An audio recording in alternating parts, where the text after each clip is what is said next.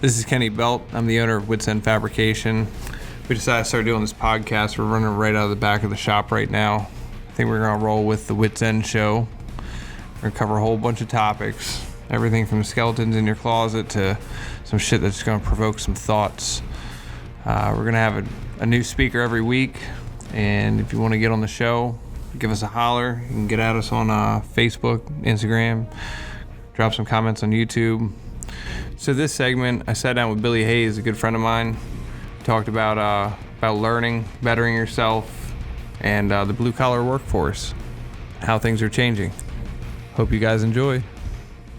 Now, one thing I'll say that I think, I don't know, we'll see. We'll give it 10, 15, 20 years. Hell, maybe it'll happen after I'm dead and gone, is how value changes. So everything value-wise is based on supply and demand.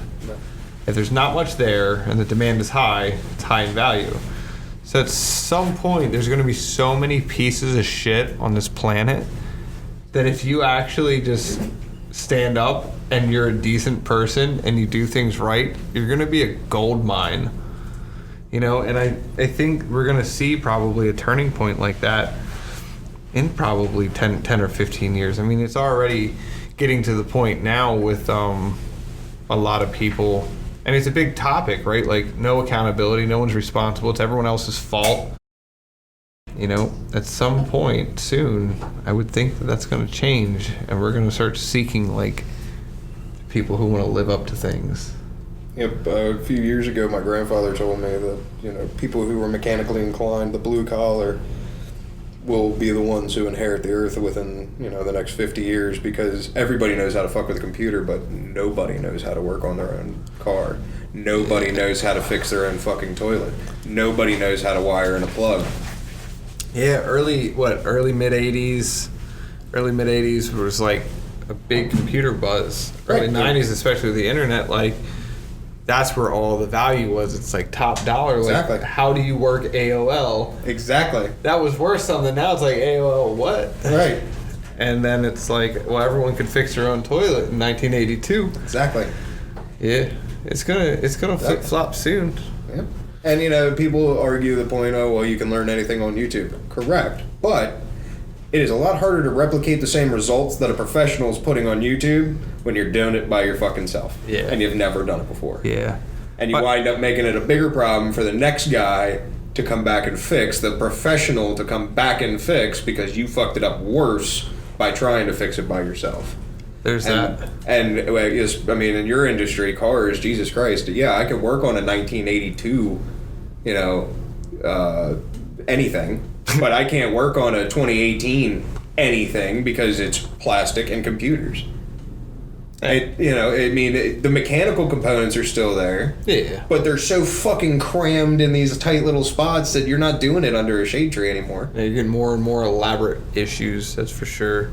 But I mean, something too, like, I think it's fair to say, like, I know a lot of things in the automotive realm. But I mean, I still watch YouTube, like, right. Well, how do I do this? And it's not even because it's like, oh, I don't know how to do this. It's, I want to see someone else's way. Right. And then it's like a little bit of critical thinking. You're like, you know what? I've been doing it this way for this long, and yeah, it worked, but I also see this. And maybe I'm not copying that idea identically, right. But I'm morphing it into my own, and now I do what I was already doing well better. Right. So I don't know. I mean, I'm all about, like, just diving, get whatever you can learn. Well, I think that's a critical point of learning, is to explore as many separate ways of doing the same thing as possible and trying to form your own, you know, your own way of doing it. I mean, there's only so much that any one person can teach another human being, but if one person learns from 10 different people who do it all the time, they can take the best of all of those and make it so that they can do it just as well. I'm gonna pull up something. It was a quote that I dropped in a post recently that covers knowledge and, like, everything you just said. Where is it? Knowledge is like money. To be of value, it must circulate, and in circulating, it can increase in quantity and hopefully in value. It's like, that's the whole deal right there. Like, keep it moving, keep it passing, and it's like there's something to be had. You have to teach as many people as you can the skills that you have that you know of are of value. You know, I can do a lot of things in a house. I can do a lot of electrical, plumbing, framing, you know, drywall, anything to do with that kind of stuff. I try and pass that on to as many people as I can so that it, like you said, it keeps circulating.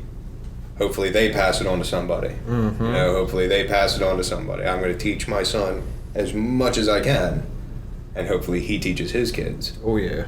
That way you keep that going, you know.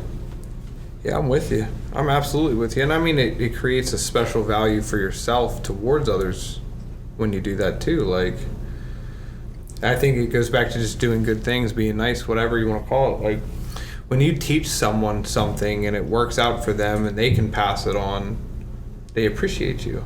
Right. And you get a little sense of pride to see, you know, them flourishing. Yeah. You know, absolutely. When you teach somebody something and then you watch them do it, not only teaching is the best way of learning because it reaffirms it in your mind how to do something because you're teaching somebody else how to do it. So you're not only explaining it, but you're doing it. It's so fun you're to using watch. both parts of your brain. Yep. You're using left and right side to physically do it as well as verbally explain it to another human being in a way that they can understand. Yeah. So you're focusing more on your verbal because you already know by heart pretty much, you know, it's all the same motions after a while. It's just you can do it with your eyes closed. But when you're teaching somebody else, you have to focus on what you're doing and then go, okay, well, I'm doing it because if I don't, then this is going to happen. You know, you have to show people why you're doing something in order to properly teach them. Yeah. And that's explain the failing point. It's one of it, and it releases all sorts of endorphins. I mean, it's a great feeling to teach somebody something and see it click. Nailed it. Yeah. Fuck yeah. Yeah. It's cool at the shop, like watching the guys. If they don't know something, it's like, well, why don't you know it? Like, let's try this. Like, right. Let's take a step in this direction, and then right. they know it or whatever, right? Like, if I get a chance to teach something, I'm happy to teach it, or I'll give them enough information to be able to stand back and just watch them. Right. Figure it out. Just have that light bulb go, oh no shit. Right. I love that. Like seeing people progress like that. Yeah. It's definitely a gratifying feeling. Shit, I'd say that went pretty well. Cool. Yeah. Fuck. Anytime, man. It was good. Anytime. I'm always down for that. That was good. That just like picked up its own weird natural flow and just rolled.